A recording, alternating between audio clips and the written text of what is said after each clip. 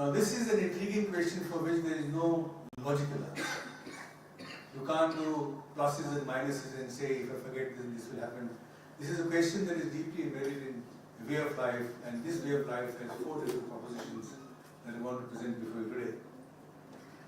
The first proposition, I'll state all the 4 propositions and then I'll explain each one of them in turn. The first proposition is there is an aesthetics of the question that leads us to understand the dialectics of memory and forgetting. The second proposition is that this is a shadow play between the word and the being in the word. I repeat, the aesthetics of the question is a shadow play between the word that we speak and our being in the word. I will give you examples to explain this. The second is that there is fellow time. Labor is defined by fellow time and not by what it produces. And this is a shadow play between 3 forms of knowledge that are derived from its labor. I will explain these 3 forms of knowledge. The third proposition is that wholeness or interconnection between things that we learn through this particular form of labor is a shadow play between living beings. And the last proposition is that marginalization and empowerment is a shadow play between shadow play of a deforested mind. Do I need to reiterate these or can we go ahead? Okay. The first proposition, the aesthetics of a question. A question is not an interrogative. It is an expression of a shadow play between the sense of wonder and the preparation of the one who asks to be struck by the sense of wonder. This is the aesthetics of the question. In other words, how far are we willing to be led by the questions that we ask? How far is our being involved in the question that we ask? Now, in illustration of this, I'm not going to talk about this in continental philosophical language. I'm going to talk about this in the language of the people, as it was told to me. There's a Pattari. Pattari are people who sing songs of epics over 6 days and 7 nights. So one such person sang for me the song of origin of Sringarabhumi. Sringarabhumi is how they describe the world. The Poitros see themselves as part of Sringarabhumi. And after having sung it for 6 days and 7 nights, I asked him, how did he learn this song? He said, I didn't learn it. I said, then how will you teach it to someone? He said, I don't want to teach it. I said, how will this memory be perpetuated? He said, I don't need to perpetuate it. And we had a long discussion, and the sum total of the discussion was that the word has a life of its own. Right? The word is intelligent not because we give it meaning. But the word has intelligence in itself, and it has the intelligence to select the person whom it wants to go to. Right? In other words,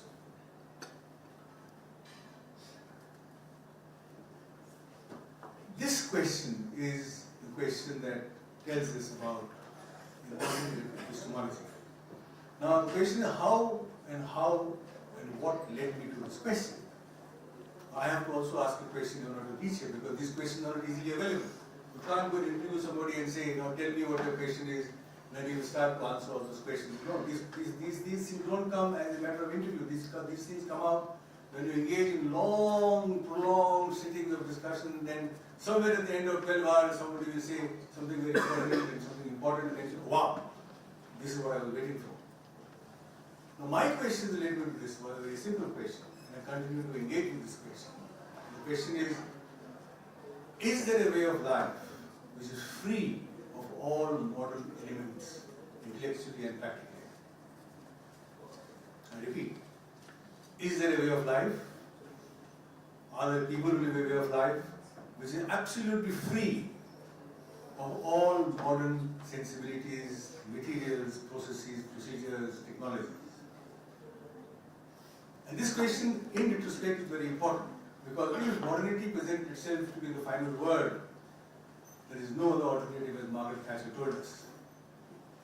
Then if the social forum, World Social Forum tells us that there are 1,000 alternatives, that is, if we have to say Tata to Tina, then theoretically speaking, we have to find a proposition that falsifies this proposition and there is no other alternative other than morality. This is the Popperian formulation, and there are limitations to this proposition which I will discuss later. So as a Popperian, to begin with, I began with this question to say, can this proposition be falsified? And the only way to falsify is it to not ask a question, because question is again a part, the way you understand the question is part of the modern world, is to find a way of life where there are people who continue to live the way they do. This brings me to the second aspect. That memory and forgetting are shadow plays of three different modes of knowing the world. And this is very, very indigenous. This is very, very Koitor-like, and I find resonances of this amongst the Quincas and Kharias. This emerges from a very important difference between labor, spelled as L-A-B-O-R and as L-A-B-O-U-R. Though these are known to us as English and American ways of spelling, but if you look at it carefully, there is a very, very fundamental epistemic difference between the two different notions of labor. And this we get to know from the particular ways in which they propitiate Tarunmute. Tarunmute is Mother Earth. The principle of Tarunmute is that you only can claim for yourself that which is invested with your labor. The rest that is not invested with your labor is the entire realm of landscapes. Now this is neither a common, this is not a shared property. It has a life of its own, and it is the responsibility of people who work to understand and be available to a life of its own of the entire landscape and all living beings that reside in that landscape. This is an inversion of, this is a particular play between work of nature and the work of man. In this, there is a certain ratio of work time and fallow time. In the forest, if you follow Tarunmute as a certain notion of epistemic labor, then the ratio of fallow time to work time is 1:48 years. In other words, 1 year of cultivation in one plot leaves the plot for fallow for 48 years. Right? And this is very important to understanding the whole dialectics of memory and forgetting. As the forest begins to regrow on the land, that land is given over to forgetting and the work of man. So what you will see in the landscape of the forest, there are no archaeological footprints. There is no monumentality as the way we see it in modern civilization. Right? There are no buildings, there are no architectural structures, there are no houses to be preserved, there is only a patch of forest which is associated with a certain kind of recollection, memory and forgetting. So that patch of forest, that patch of land where the forest is regrown, is subject to the dialectics of memory and forgetting. How does this play out in everyday life?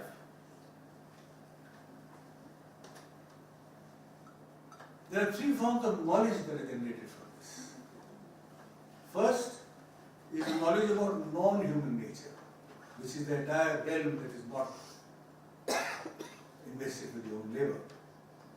Right? The entire Shringar, this knowledge realm is called Shringar Bhum. I repeat, it is neither a common nor is it a shared property, it is something to relate to. The second realm of knowledge is of the work that you have done, which is defined as ancestral knowledge. And I will say a few words on what ancestry means. Ancestry is not just genealogy. So I had a big discussion with a friend of mine. I said, who is that one from where all were born? Because you need at least two for somebody to be born. Was there any time in Vedic history where there is one from where everybody is born? He said there is one, and we call it Porai Vehikal. Terminology Porai in Koitor language means name, Vehikal means say. That person does not have a name, and it can never be named. Right? It is perpetually in the process of getting named. Now this is an attribute of labor which does not appropriate that which it does not belong to. In other words, Ancestors are respected not from the blood point of view, but from the labor that they contribute to making the land worth living for subsequent generations. So I respect anybody, not necessarily my bloodline, anybody who has contributed to making the land more livable, whether it is from the family, whether it is from another tribe, whether it is from outside the tribe. Respect for labor is what is defined as the principle of ancestry.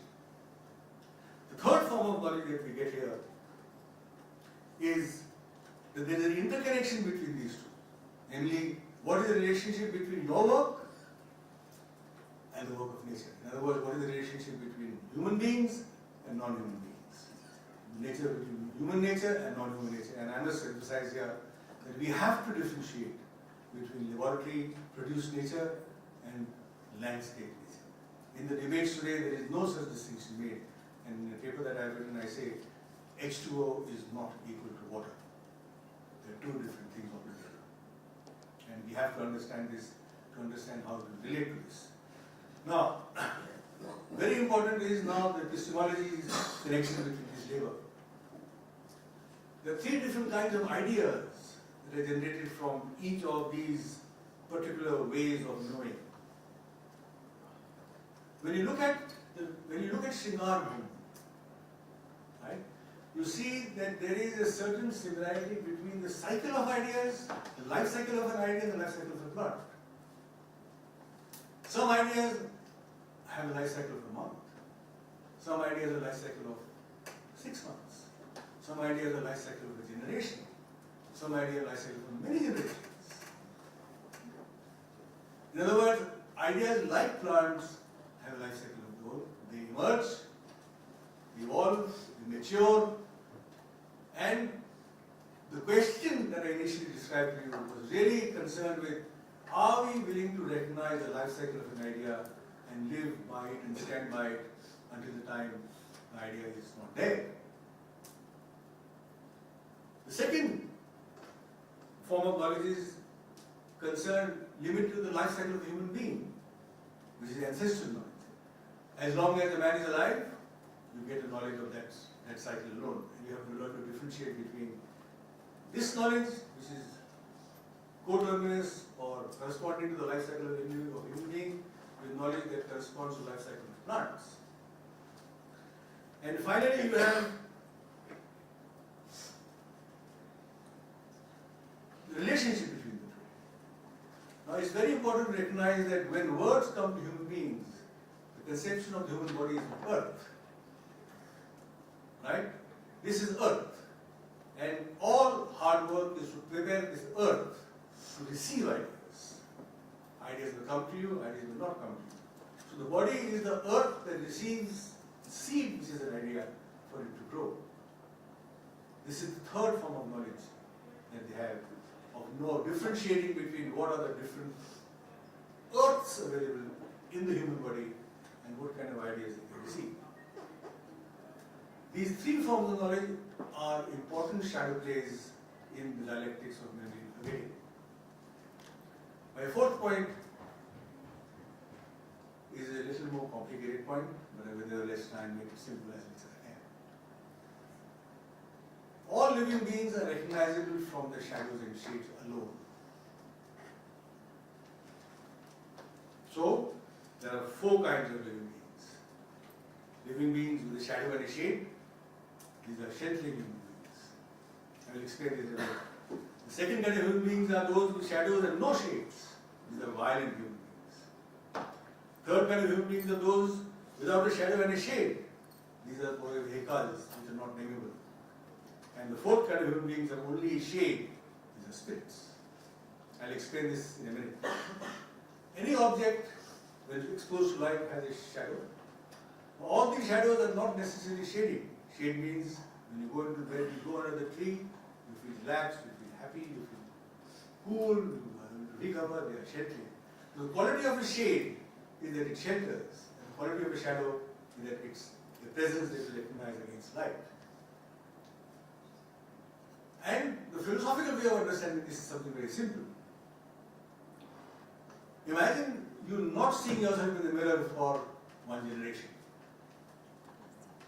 The mirror that we have before us. how then will you know who you are? Largely our image of ourselves comes from a narcissistic way of looking at us through the mirrors that we have in front of us. Now here are people who have not looked at themselves in the mirror for many generations. What is the epistemology of the knowing the self? So put in continental philosophical language, you would say, the senses have no senses of themselves. Right? So the eyes cannot see the eyes, the nose cannot smell the nose, the tongue cannot taste the tongue, and so on and so forth. You always need a third element to know that there is sensation in my hand. If I was not to touch the floor, I would not know that I have sensation in my hand. But fortunately or unfortunately, the objects which reflect my image back to me have a life cycle, as I described to you earlier. In other words, my sensation lasts as long as the life cycle of the objects that give me my image lasts. Right? The play of shade, without this play of shadow and shade, memory and forgetting is not possible. In other words, when the fallow time decreases, right? In other words, if I work for 2 hours, and my fallow time is 25 minutes, the possibility of learning the art of forgetting is reduced. We are compelled to remember if the fallow time is reduced. In other words, memory is a way of accumulating property. Memory is a way of not wanting to learn to forget. I won't use the word letting go, because letting go has other epistemological connotations. We are interested in the learning the art of forgetting. In other words, if we respect the life cycle of a word, right, then we will know that in the life cycle of a word, it will go away sometimes and it will come back to us sometimes. We may not remember certain things, not because we have forgotten, but because the quality of the word does not want us to remember it. You must have experienced this in your life. You think of certain things and they vanish. And they're really bothered about the fact that, oh my God, that was a wonderful idea. How will it come back to me again? From the Quaker point of view, there is no need to bother at all. If the idea is good enough, if you're ready for the idea, it will come back to you. It will come back to you after generation, it will come back to you maybe in your next life, but it will come back to you. You only have to be prepared to see that it has come and to receive it. The entire problem of intellectual life is that it does not prepare you to be alert to the reception of ideas, because we are so overburdened with review of literatures that we do not respect the life of an idea at all. We don't even see the life of an idea. My last point, and then I think we'll have a discussion. Modernity privileges memory over forgetting. How so?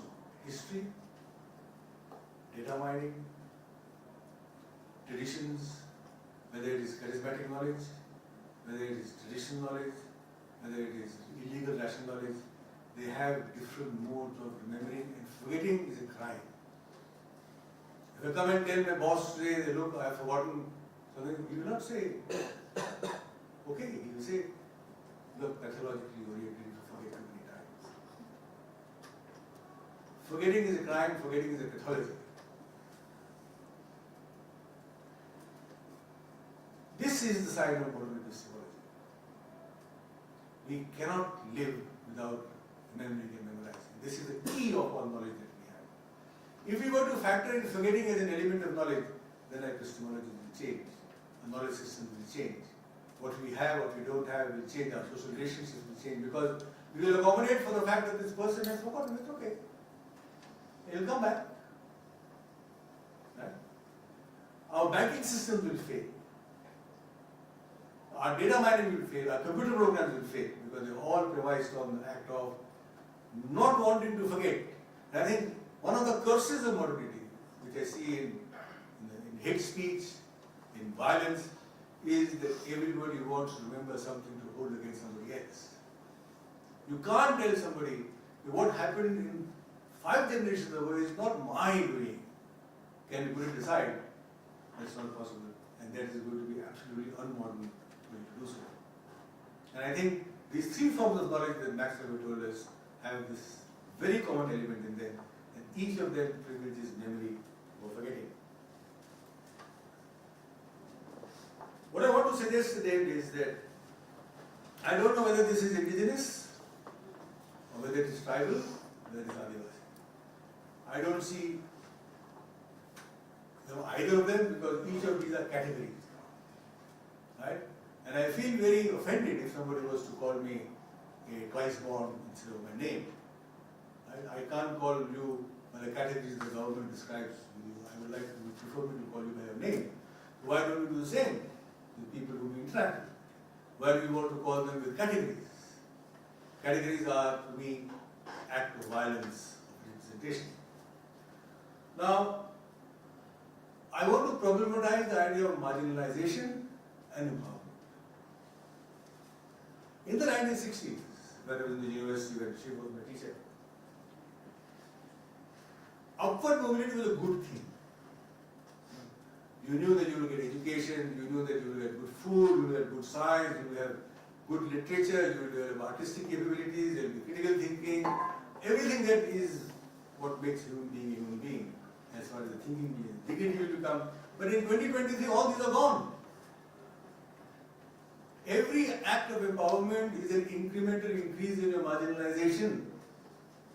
Whether you are a city dweller, whether you are a tribal, whether you are a Dalit, every act of empowerment is an incremental increase in your marginalization. Now, when we say people must mainstream, is this what we want them to mainstream into? When we say empower people with education, are we asking ourselves this question, what is the education system that we are bringing them in? We have an idealized notion of education system that brings in critical faculties. But the education system is today the breeding ground of illiteracy, to say the least. We want to bring them to a health system, and we know what the health system is. We want to bring them to a medical system, and we know how the medical system is. Have we ever asked this question? Are we empowering people to come into this system?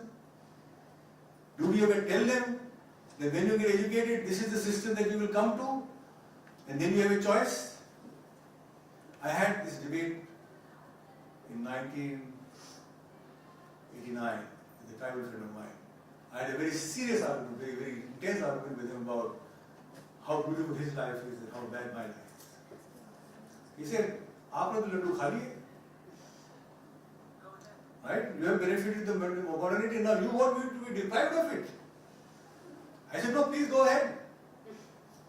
I am no one to stop you. All that I am saying is, I am telling you what I have seen of it.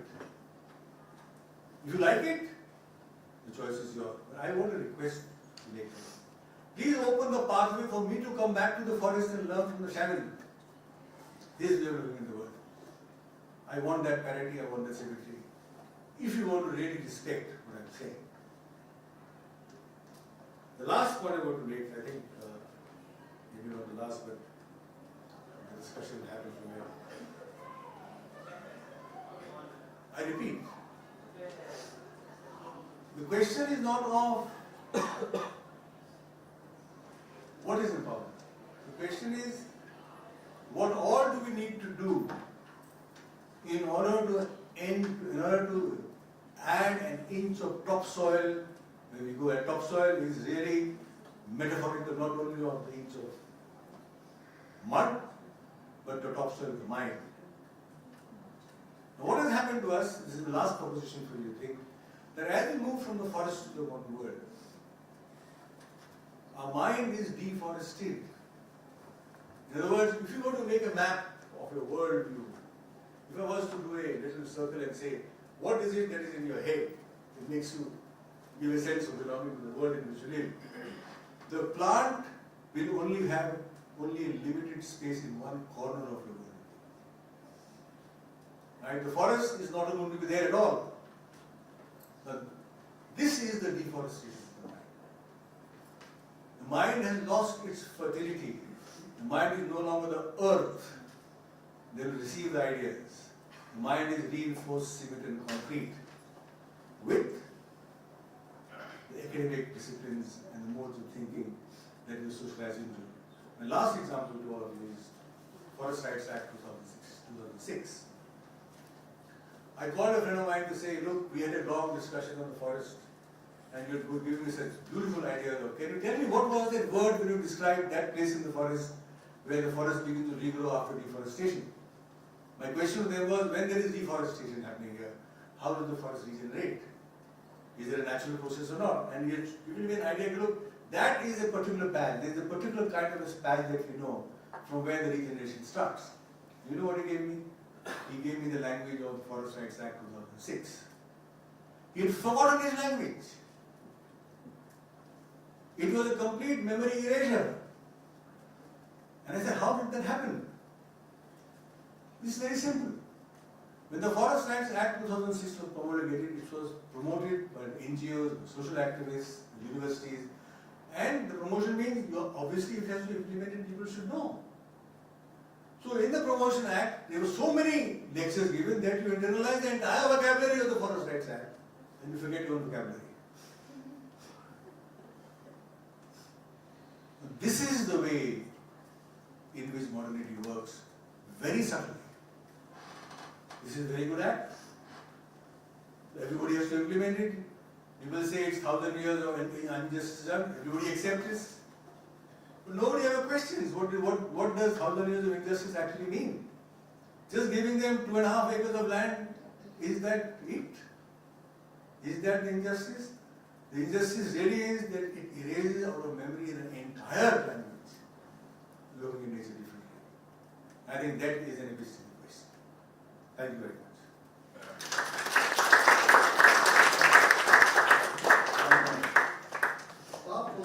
But tell me two stories. Because I think sometimes it gets a bit abstract. I think read a few stories too. Because I think learning and storytelling can go together. Okay, I'll give you two more stories of forgetting and memory. The family I lived with, one day a 6 foot 3 inches tall blonde man comes into the house wearing a loincloth, huge and heavy. And they called him, he was the kaka of the house, uncle of the house. And it was a very forbidding character in a tribal society where people are very shocked. He said, who is this man? He says, he's a serial murderer. Serial murderer. He has murdered many times. I said, yet you are so comfortable with this? What's wrong? He's come back. I said, then how will you live with this man? They use the word diktu.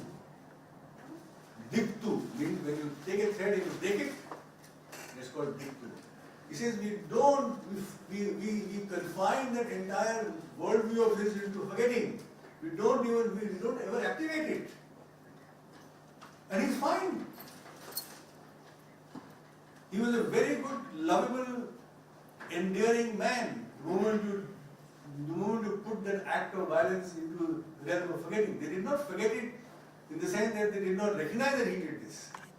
It is through recognition that they said that this has to be set aside. It will never ever fall into place. And it worked.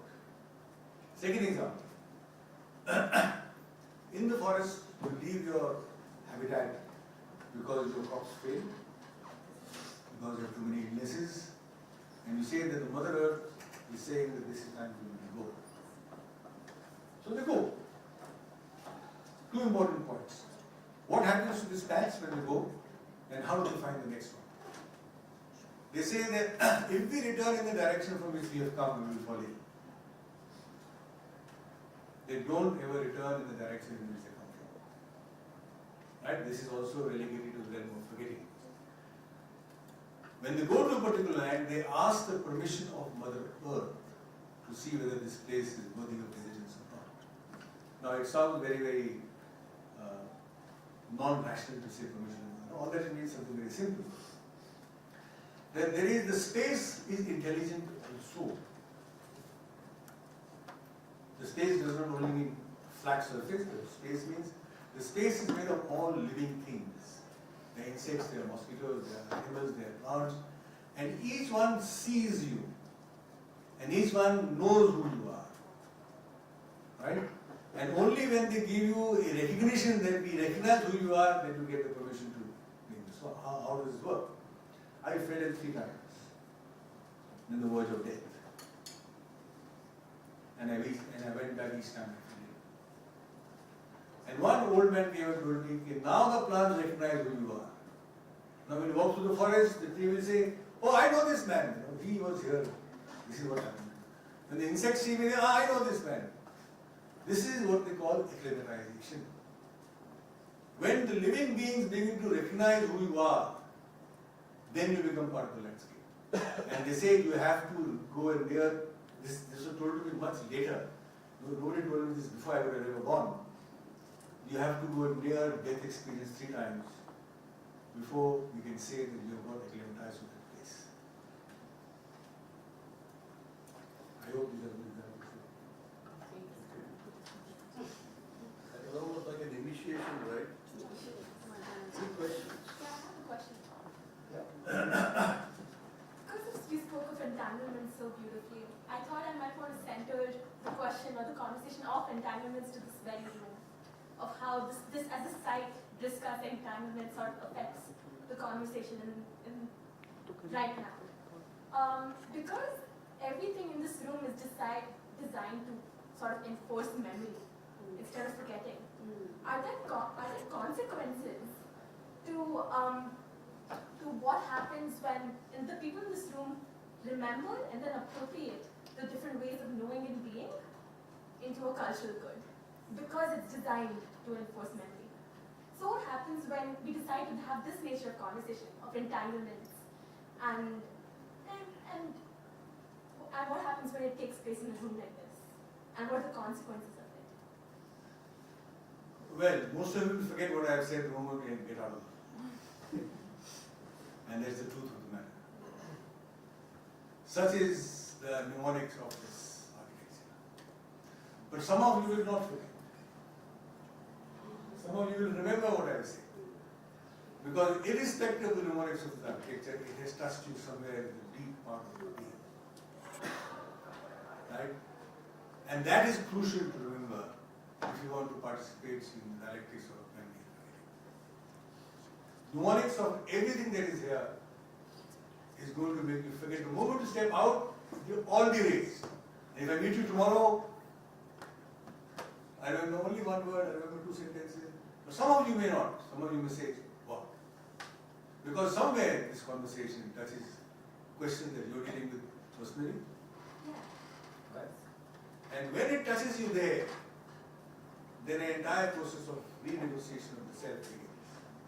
And I'm hoping that at least 2 people would have been touched by this. So how do we have this very conversation but remove the human off-center completely? Isn't that when we really start the debate? Well, all that I'm saying is, I see you a lot of shades and shadows sitting in this room. Right? And I see concrete flesh and blood beings. But from the expressions, I'm trying to see what shades and shadows you carry inside your head. Your body tells me nothing about who you are. If I was to interview you for 20 hours, I would get nothing out of it. Right? But if I was to observe you in different situations, I will learn more about you than asking you questions. It is the observation of a being in different situations, in different contexts, that constitutes human beings' shades and shadows. Good fieldwork is never to ask a question.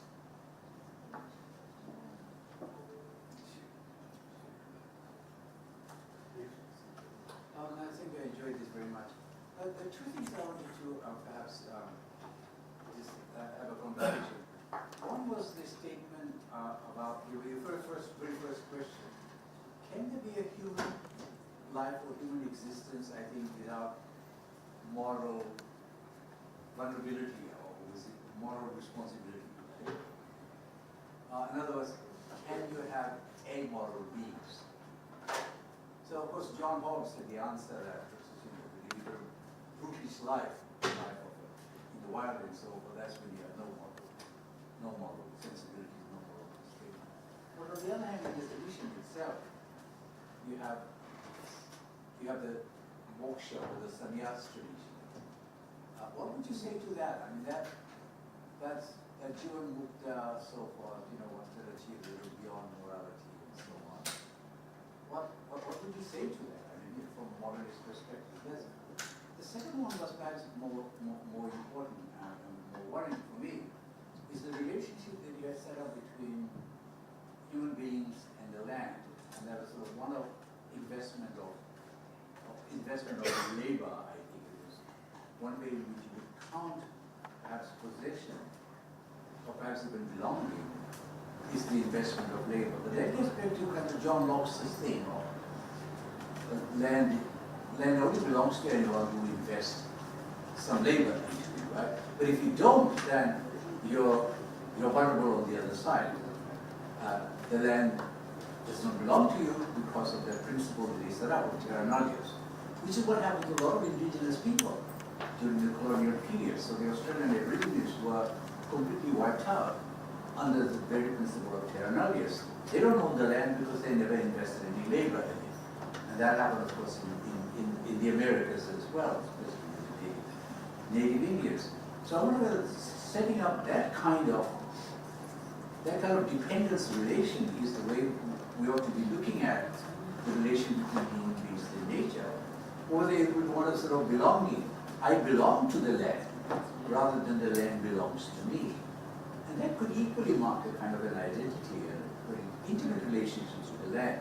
And I would perhaps imagine, I don't know too much about the travel situation in India, but that might be one way in which people associate themselves with the land, with forests and so on. Because you don't put any investment, you don't necessarily put labor into the forest, and yet you belong to the forest. Can I quickly? I will give this is a continental philosophical point of view on the question that I have discussed. I want to give you a Adivasi point, a Koitor point of view. It's as if I was discussing hops through you, and the Koitor is sitting across the room, giving an argument. The Koitors would say that there is only one parameter to know the truth, which is epistemologically valid, ontologically strong, and morally strong. That is, can you stand by the word that you have given? If you can't, then there is something wrong.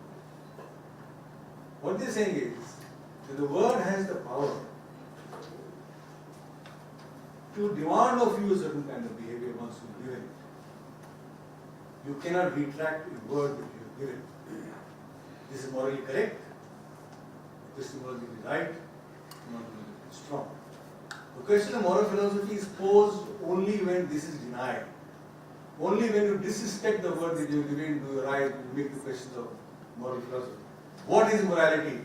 I need to reinvest in morality in order to understand the violation that I have done. Right? Morality is a post facto intervention in the abridgment or in the rupture of the relationship between the word and you. So if I stand by my word, I am morally right, I am epistemologically strong, and ontologically robust at the same time. And this is the most simple test of truth which operates on everyday life, between friends, with authority, with the UN General Secretary, with the Prime Minister of the country, and with Lord God. I can hold Lord God to ransom if the promises that he has made he cannot fulfill. This is a very, very quick point of view. On the question of land and property, Baden and Powell in the land in the discussion on the rights of land have made a very important statement. All land that does not give you revenue is a wasteland. Who said it? Baden and Powell. This is a British colonial document on land system, which became the premise for forestry. Any land that does not give you revenue is wasteland. Now, this is in one stroke brushing aside the fact that there is non-human nature to relate to. The question of belonging is a post facto of this dispensation.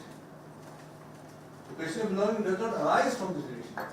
Only when I am taken away from the land do I ask the question, oh, I belong to this land. Maybe I should start discussing what the question of belonging is. I'm not sure. I think the indigenous people, if you look at their legends and so, but they've always talked about belonging to the land.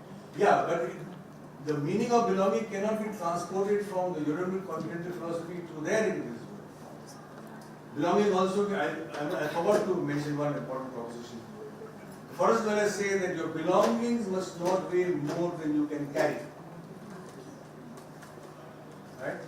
Now belonging itself does not only mean your material goods, but the burden of memory as well. Your belongings need not weigh more than you can carry. If that is the principle of life that you follow, then the meaning of belonging is very different than association with the place. I don't know about carrying, but it sustains people. You see, you could be nomadic people and still belong and not be carrying anything. The point is that when you belong with the whole paraphernalia of material goods, it's a different relationship. But when you belong to the proposition that my belongings need not weigh more than I can carry, then it's a completely different relationship to that. Completely different relationship to that. We talk of belonging, assuming that the material goods that we need from modern society are absolutely essential for us to live. I mean, when I shifted houses 5 times, I was surprised how much of belongings do I have in order to make me feel at home with myself. 2 truckloads of goods I had to take from one place to another, and I was shocked. There's no question of good for nomadic people. They just live by the day, whatever they can, they need, and they move True, on. but I am trying to only emphasize 2 different notions of belonging, depending on what you think is important to you as well. That's all. Any more questions? Yeah, please. Yes, so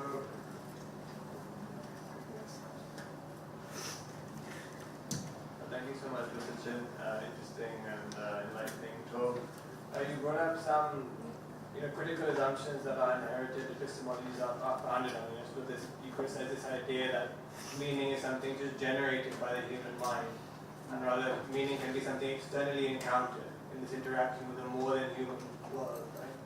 So my question is, given that so many of our institutions today and our ideas around interventionism and solutionism are predicated on these very same assumptions, so is it enough to trust that, as you said, the right ideas can come to the right people? Or is there something... Well, that's a very difficult proposition because the right people and the right ideas is very difficult to define. In their perspective, right? It is a regular practice to be ready to receive. It's a discipline. The word demands a discipline of not memorizing, of not theorizing, of not evidence gathering, of not discovering. But the word demands a discipline to learn to know how to abide by it. Your body changes completely. Your semiotics changes completely. The moment you understand that it is important to abide. We always say, oh, keep for a friend, ठीक है, नहीं समझा देंगे उसको. Oh, गलती हो गई, we'll go get around it. There are mechanisms. The law is the best profession to get around problems. You don't give yourself those options. That's the minimum that I could say. Yeah, so I think I had a different question, but listening to this exchange, question shifted a little bit. So, as a student, I think my knowledge system tends to like the idea of a common system, right? But the word that you brought in your talk was Shringar Bhumi.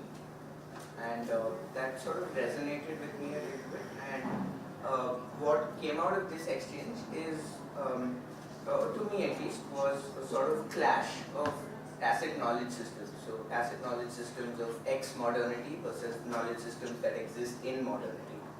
And I'm wondering if those knowledge systems can be brought together in an epistemic Shringar Bhumi of knowledge. That I'm asking for your opinion.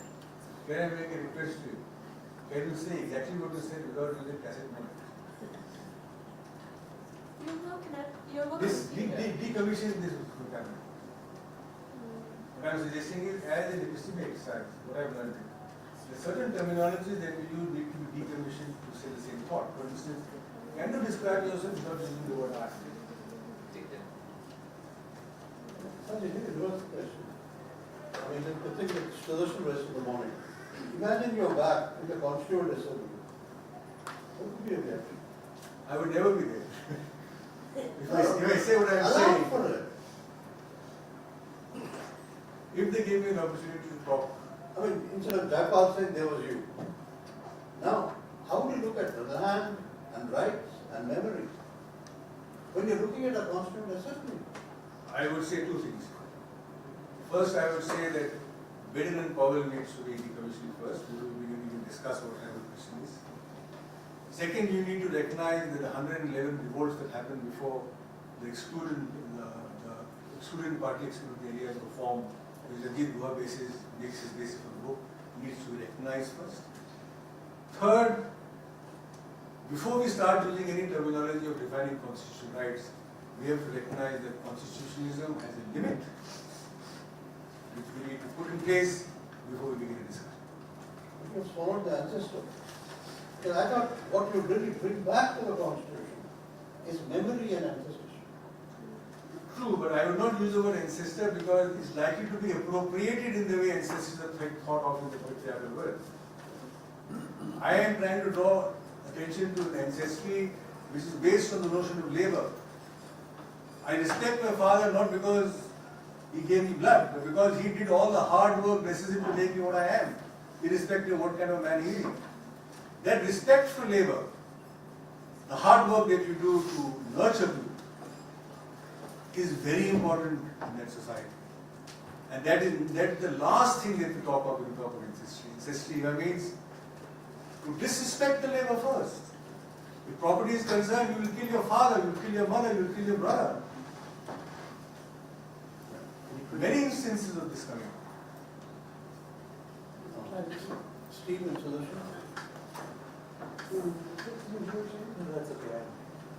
I just wanted to clarify what's meant by work. I mean, when you were speaking, I was reminded of an essay by David Shulman on the Kambaramaya, where he talks about a passage where Kaikeyi has asked that Rama be banished, Bharata be made king. Dasharatha, having given his word to her husband, then Vashishta, the sage, and all others say, what to come of this? Dasharatha will die of grief. And she says, no, I gave my word, I can't take it back. Now, is that the sense in which you refer to the word, Vak? Well, I will try to respond to this citing the example of Eklavya. Right? So there are two different, but part of the same philosophical system. The question of Eklavya is not that his thumb was cut. That is the least important. How he learned after his thumb was cut is the question. The word is understood in that context. How do I learn when my thumb is cut? And what is the value of the word to me at that point in time? Kaikeyi's example is part of a power relationship. Right? Kaikeyi is exercising her metaphysical sort of prerogative by saying that I cannot step down on the word that I say. It's in a power relationship. But the reversal of the power relationship happens in Eklavya. Right? So Eklavya, the question that is very difficult to answer, for which I have not found any exegesis, how did Eklavya learn? What was the skill that he had? And he still learned from Dronacharya. Right? How did he do that? And that is the question.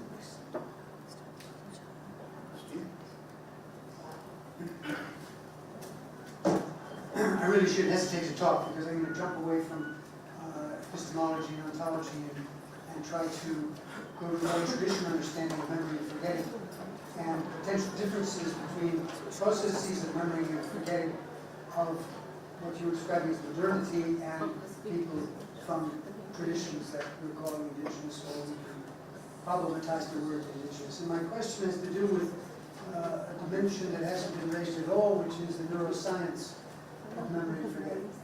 There's a lot of neuroscience about memory and forgetting.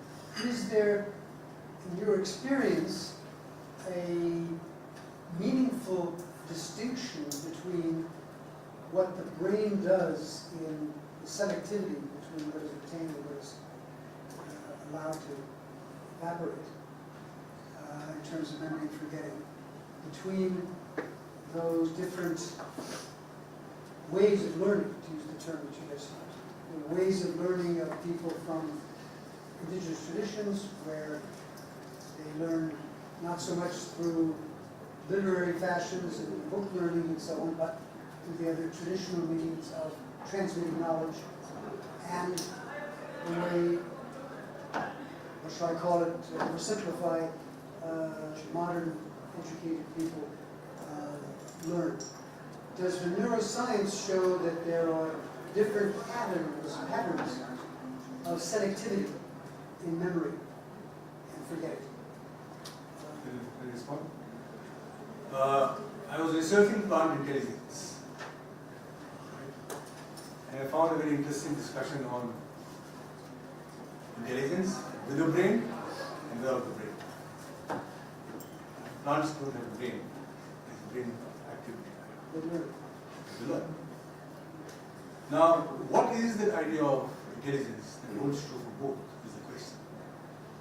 What is the notion of memory that holds true for both? For people with brains, people without brains. Now, there is an interesting work of Rupert Sheldrake where he describes morphic resonance. A whole book on morphic resonance. He is a biologist, and he has an amazing work on morphic. And he's talking about memory as the notion of memory that holds true for both. What would be morphic resonance? Rupert Sheldrake, you may Google and see that there are many books to read. My second response to your question is that memory is not all. If you read the book called Dying, Sleeping and Dreaming, it's a book, it's a conversation between His Holiness the Dalai Lama and neuroscientists from America, from Harvard. Right? No, I don't remember that. Right? There's a book called Dying, Dreaming and Sleeping. It's a conversation between neuroscientists, psychologists, and His Holiness the Dalai Lama. And they're trying to discuss memory there. Right? And he's telling us something very important. That the memory of the Holocaust is in the lives of those people who've never even heard of it. Never even seen it. How does that happen? So we don't fully understand what memory is. And this does not correspond to any change in neurological activity. Neurological activity of the brain remains the same. And the Holocaust memory comes to a generation that has not even heard of it. Where does it come from? Right? My last point is that Miguel Christ has a very fascinating work on the left and the right of the brain. Right? And he's saying that all mental processes can be understood with the left and right of the brain, etc., etc., etc. I am not convinced of the argument for two reasons. One, all the examples that he derives his understanding are all pathologies. In other words, there is a patient that comes to him who has a certain kind of a pathology, and he finds out that corresponding to that pathology, one part of the brain doesn't work. So he derives the fact that this part of the brain has the function of emotion, this part of the brain has the function of intelligence. But the question really is that, do we have a way of knowing other than as a derivative of pathological happenings in the world? And I'll give you a very good example. All our notions of health are coming from pathologies. Why must we not eat sugar? Diabetes. I ask a question to everyone. How do you know when you will have your next meal? How does everyone know that? Either it's the nutritionist who's telling you, or you know it's 12 o'clock, therefore I must have my meal. But that's the wrong way to have a meal. My Adivasi friends, my forest friends told me, you have your next meal comes only when the taste of your tongue changes. And that is telling you the metabolic rate. If the taste of your tongue is not changed from your previous meal, you should not have the next meal at all. Now I am looking for a way of knowing which is not a derivative of pathologies, which is listening to the body and listening to things that are wholesome. That's my response. Okay, last question. Last. We're already very nice, very. No, that's right, that's the last question. Yeah, because we're running out of time. Oh, thank you. Thank you so much. It is really very interesting. And something which reminded me of what the Tibetan teachers said. And I just want to repeat that. And one thing is, like it said that learning is what remains when everything that you have learned is forgotten. So, you know, the learning, it has so much of remembering and forgetting. If remembering and memory and forgetting is not involved in learning, there is no learning and there is no growth. And without that, definitely it didn't do it. And that is one thing that I want to share. And another one is, you know, one of the indigenous teacher, elder, he said, because like we are very much oral tradition, nothing is documented, like the shamans and, you know, the traditional healing systems. And this elder said, the words are so powerful, it remains in the universe. And definitely it will get and enter into the right body. The person must have that power, and it will get. So, you know, because we always say that, you know, our wisdoms are just, you know, not documented, we need to document it, and, you know, and he would say, don't worry. You know, Exactly. either sometimes it will come through dream, or, you know, it will just come to it. You don't need to worry about it. So this is where I think, you know, I agree to some point with what you are saying. And another one is, because I'm a Tibetan Buddhist practitioner, the teacher would always say how to be unconsciously conscious and consciously unconscious. It's very tricky. And that is, unconscious means like being forgotten. It means it is somewhere there, you just could not remember it at a certain point. That is unconscious mind. So whatever we have known and seen and remember, it will not be forgotten. It will be there as a memory, but it will be in unconscious mind. And that is why the teacher would say how it is important to be unconsciously conscious and consciously unconscious. These are, you know, like something that got to be remember. So I fully agree with whatever you were saying, and I thought that was really very interesting. Thank you very much. Yeah. And I think it's very good resonance over it. Okay. Okay.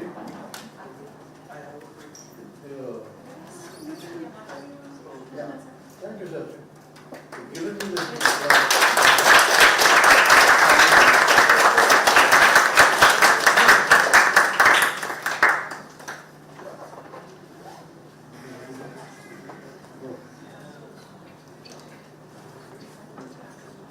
I always wanted to inflict something as ugly as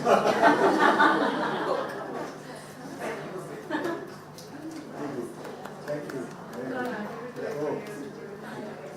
Thank you very much.